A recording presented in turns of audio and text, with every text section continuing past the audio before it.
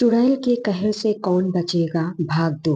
कहानी का पूरा आनंद लेने के लिए कहानी का पहला भाग अवश्य पढ़ें। मैंने पहली बार अपने पापा को इतना परेशान देखा था। उन्होंने आगे कहना शुरू किया, बेटा, मुझे लगता है हमें कुछ बड़ा सोचना पड़ेगा। इससे पहले कि वह हमारे परिवार के साथ कुछ गलत करे, हमें उससे बचने का उपाय करना होगा। मैंने हाँ में अपना सिर हिलाकर सहमति दी।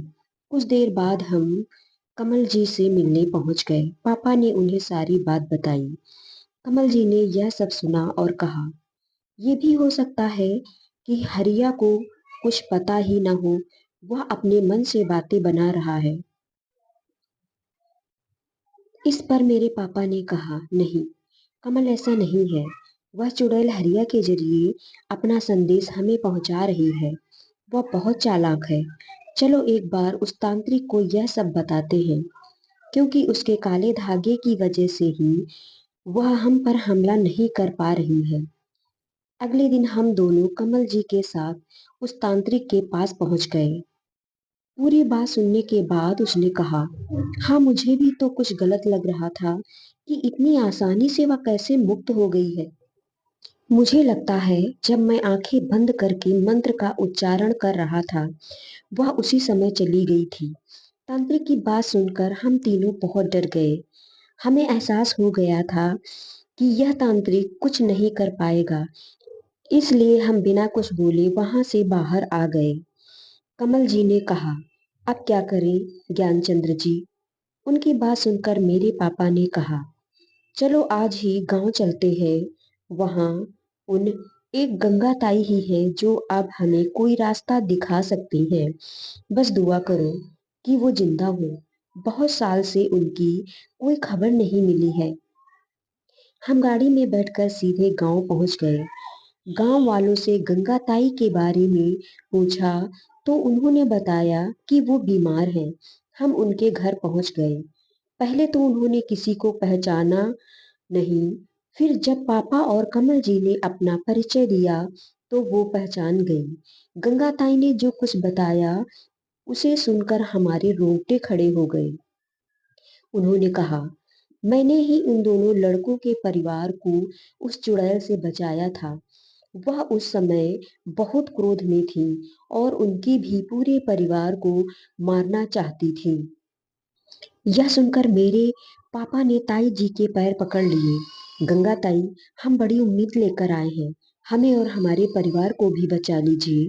यह सुनकर गंगा ताई ने कहा, तुम भूल रहे हो, मैंने क्या कहा? मैंने कहा, मैंने उनके परिवार को बचाया था। बदले में चुड़ैल को उन दोनों का शिकार बनना पड़ा था। अगर तुम्हें अपने परिवार को बचाना है तो तुम दोनों को मरना पड़ेगा। तभी मैंने कहा, नहीं, यह कैसे हो सकता है? छोड़ो पापा, जो होगा मिलकर सह लेंगे। मैं अपने पापा को मरने नहीं दे सकता।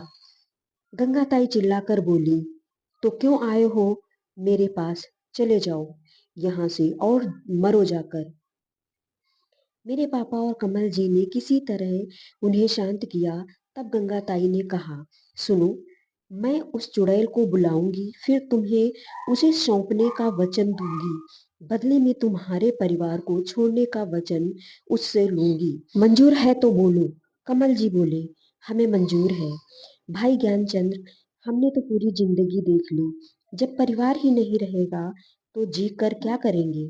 अपने परिवार के लिए हमें अपने प्राण दे देने चाहिए। पापा ने भी हाँ में सिर हिलाकर उनका समर्थन किया। मैं कुछ बोल नहीं पा रहा था, लेकिन मेरा मन झटपटा रहा था। मैं अपने पापा को खोना नहीं चाहता था। 2 दिन बाद का समय निश्चित हुआ। हमें अपने अपने परिवार के साथ वहां आना था।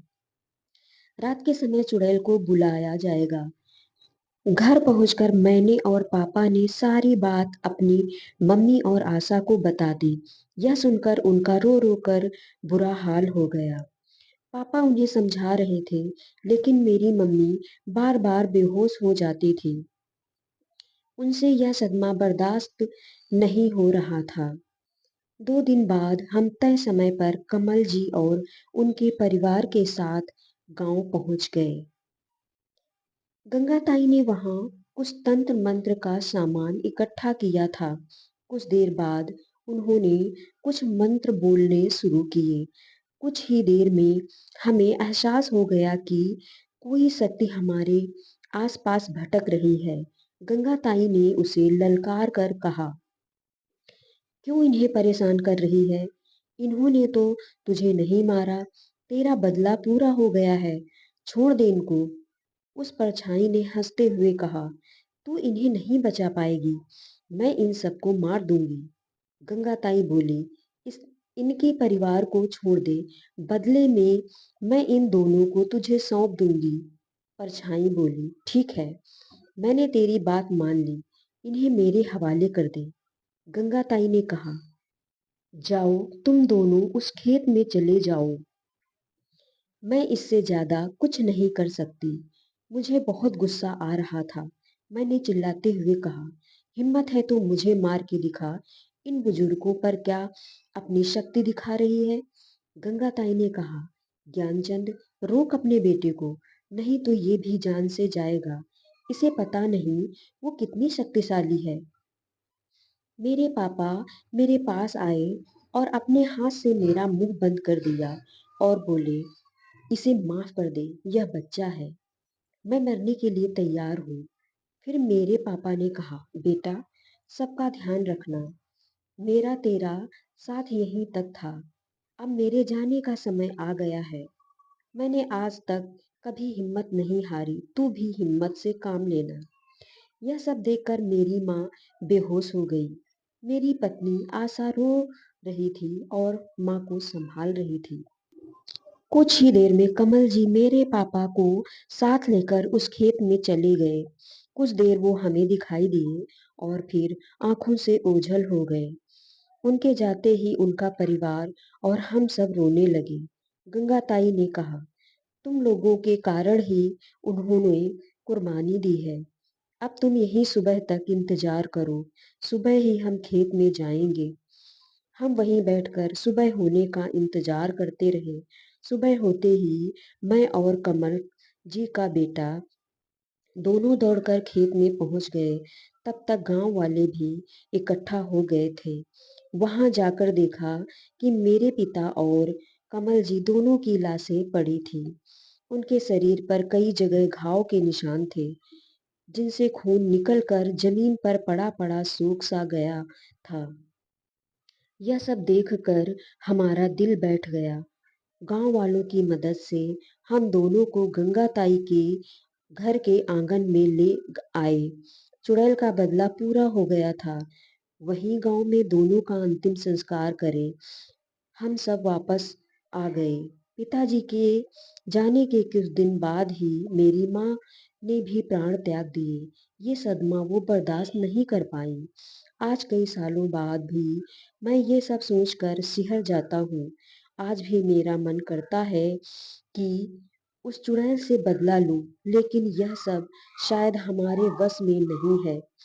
तो दोस्तों, कैसी लगी ये स्टोरी? कमेंट करके हमें अवश्य बताएं। धन्यवाद।